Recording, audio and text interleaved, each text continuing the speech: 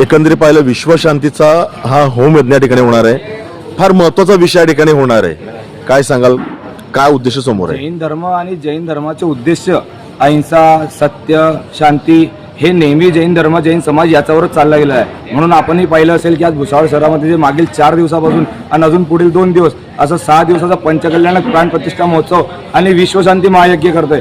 कुठेही देशाला, कोणत्याही जगाला, कुठेही कोणत्याही ठिकाणी काहीही अडचण असली तर जैन समाज तिथं पूर्णपणे योगदान देण्यामध्ये सर्वात पुढे येऊन उभा असतो. आणि जे आज आपण पाहतोय विविध माध्यमांमधून आपल्याला कळतंय की बऱ्याच ठिकाणी कुठे मिसाईलद्वारे, कुठे विविध देशांमध्ये महायुद्धाची आज परिस्थिती झालेली आहे. मोठमोठे जे देशाची शक्ती आहेत ते आपसात लढतात. त्यांना काहीतरी एक सद्बुद्धी द्यावी, परमेश्वराने त्यांना काहीतरी एक अशी गोष्ट द्यावी ज्यांच्याकडून या गोष्टी थांबल्या पाहिजेत. याच्यात जीवितहानी होते, हिंसा होत आहेत. म्हणून आपण विश्वशांतीचा महायज्ञ महाराष्ट्रातल्या जळगाव जिल्ह्यातल्या भुसावळ शहरामध्ये करत आहोत.